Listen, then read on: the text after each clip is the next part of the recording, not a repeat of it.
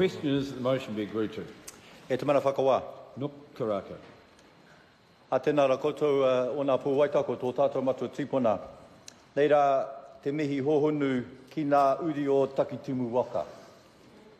Ka tūau hei uri o tamate pōkai whenua, nāna i whakaingoa tōku mauka te poho tamate e pōkai whenua kei te wahi o rapaki o te raki whakaputa ki whakaraupo.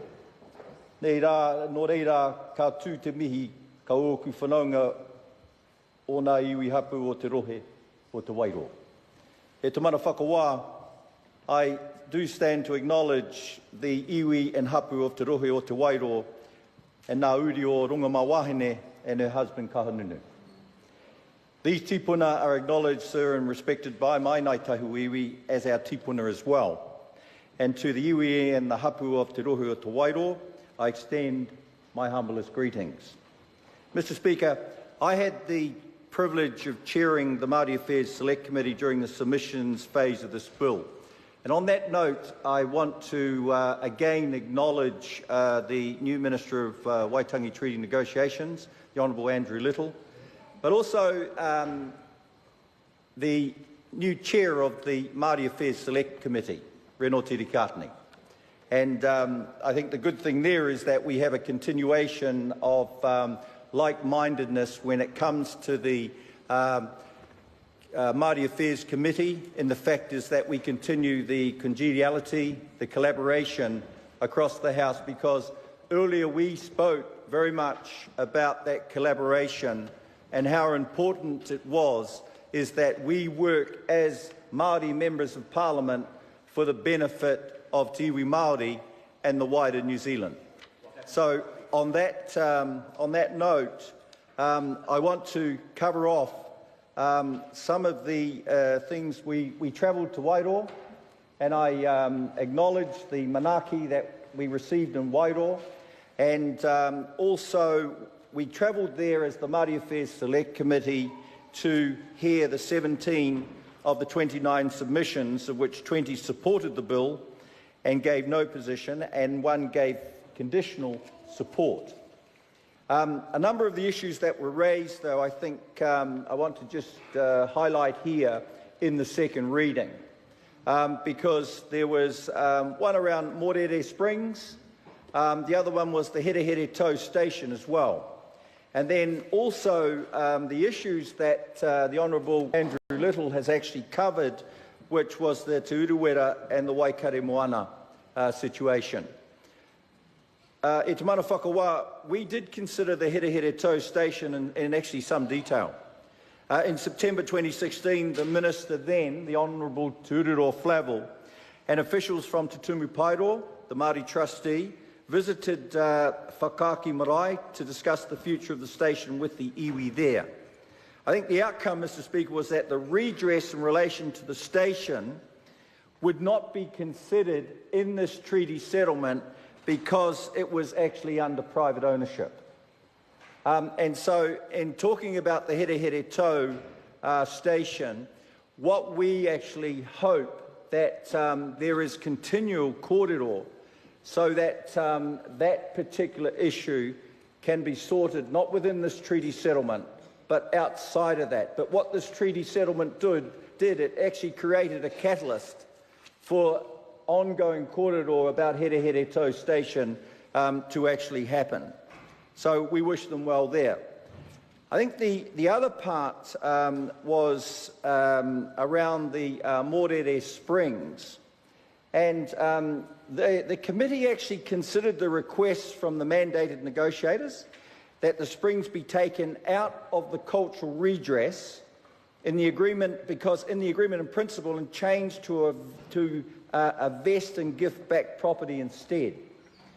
E te mana whakawā, the committee was happy to agree to this change, that the negotiators, they preferred that the cultural properties not be invested as part, actually, again, of any settlement. So that was agreed, actually, by the committee. But I think the final part of this, highlighting the submission process, I think one thing that's really important here is that when submitters come to the committee to submit, or when we go to them to hear their submissions, the important thing is that you listen to all submissions, but listen very hard also to those that actually dissent. Because, and particularly within the treaty settlement process, because there are very important messages actually that come out of that. So what I want to highlight in this particular settlement was around the Te Wairoa Tāpukaro Cluster 1, because they opposed the bill unless sort of various conditions were met. And one of the conditions that actually stood out for me was, okay, the real loss in dollar terms. What they wanted, though, is that they actually wanted recorded in the treaty settlement the actual loss, the monetary loss that they believed, that they had actually been subject to, or are subject to, and they actually put a number on it of 1.5 billion, which is actually quite a unique thing, actually, that there is a particular group within the treaty settlement, since I've been here anyway, that have actually required or asked for a figure to be put on what they actually lost. Look, there's no doubt that the real loss here in this particular settlement, like most of them, or all of them, that the loss is substantial.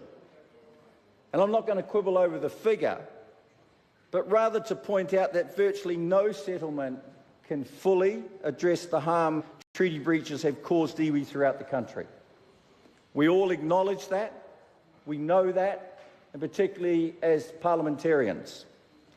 I think the fact that the iwi are prepared to settle for cents in the dollar speaks to the level of forgiveness that Māori actually continue to offer in this particular country, in our country. So I note that the various conditions, and I wanted to highlight them here around Te Wairoa, or Te Tāpukaro Cluster 1, what they've put forward. And in essence, what they also wanted, that also recorded that all their land should be returned to them. A true partnership should not leave the hapū subject to the whims of the Crown. And the other part was that the Crown should provide all the resources required for the hapū to create their own social services, better provide for their people in need. But so the committee and also myself had really great sympathy for this, particularly for them coming as dissenting voices within the submission process. But at the same time, sir, the responsibility to the Crown is to settle with the iwi. So this bill before the House is our effort to discharge that duty under the Treaty of Waitangi. So, I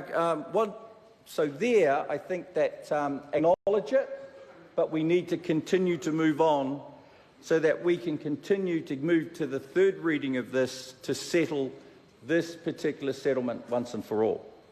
So, on that note, just to acknowledge then all of the fine work that's gone into this treaty settlement to date, also the understanding and working in the spirit of kotahitaka with the negotiators, both on the